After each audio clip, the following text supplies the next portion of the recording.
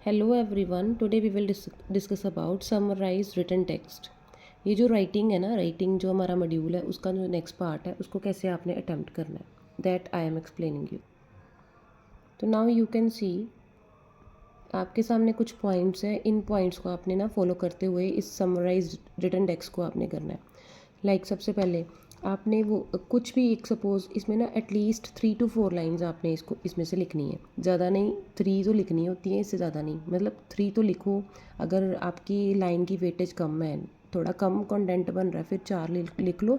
Otherwise अगर तो large वाली लाइंस है, लेंथी लाइंस है, फिर 3 इनफ है। अदरवाइज़ अगर स्मॉल स्मॉल लाइंस है फिर 4 लाइंस को आपने पिक करना है।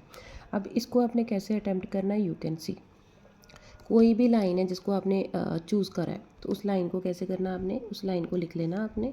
देन आफ्टर दैट आपने नेक्स्ट लाइन अगर आपने स्टार्ट करनी है, एक लाइन कंप्लीट हो गई, नेक्स्ट लाइन स्टार्ट करनी है, तो क्या करना, कॉमा डाल देना आपने। कॉमा डालने के बाद फिर वो लाइन आपने सारी लिख देनी है। कॉमा डाल के थोड़ी सी स्पेस डालनी है, फिर एंड डाल के फिर नेक्स्ट थोड़ी सी स्पेस छोड़ के फिर नेक्स्ट लाइन लिखनी है आपने।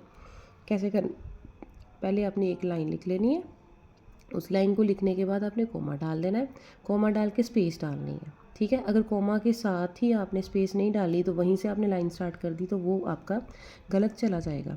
इसलिए आपने कोमा डाल देना है, साथ में थोड़ी सी स्पेस डाल के जस्ट एक स्पेस, फिर एंड लिख के फिर एक स्पेस डाल के फिर नेक्स्ट लाइन आपने स्टार्ट कर देनी है। अब एक कुछ पॉइंट्स है जो आपने इनको माइंड में रखना है। आपने कोई भी लाइन जो है वो नहीं पिक करनी जो स्टार्ट कहाँ से हो, if, how ever, more ever, but से।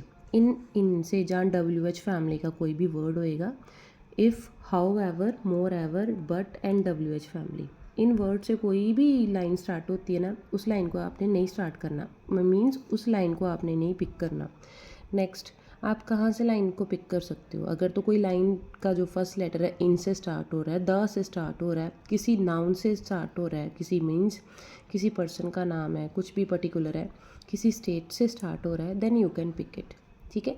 एक और नेक्स्ट, अगर आपकी लाइन में लिखा हो, यहाँ पे कुछ वर्ड्स हैं, 2 वर्ड्स हैं, अगर लिखा हो डोंट, वुडंट, डजंट, फिर उन टाइप के वर्ड्स को आपने पूरा का पूरा फुल लिखना है आपने। अगर आपके उसको एज इट इज़ लिख दोगे ना, वो आपका मार्क्स कट जाना है।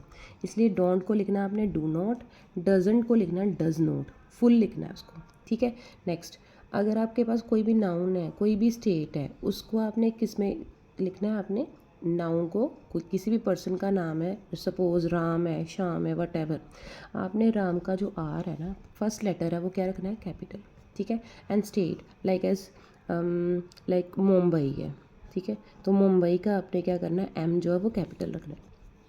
तो ये कुछ पॉइंट्स हैं, इन पॉइंट्स को आप माइंड में रखते हुए you can do your summarize written text. तो आपके सामने मैं एक आपको करके बताती हूँ, मैंने मीन्स करके नहीं बता रही, जस्ट मैं आपको हिंट देती हूँ। यू कैन सी, आपके पास कुछ एक एग्जांपल है, यू कैन सी है, ये आपके पास कुछ वर्ड्स हैं, ठीक है, थोड़े से आपको ऐसे दिखाई दे रहे होंगे, बट यू कैन सी ये रिसेंट है, तो recent research has led to the significant breakthrough in a solar cell technology offering the potential to the रेवोल्यूनाइज।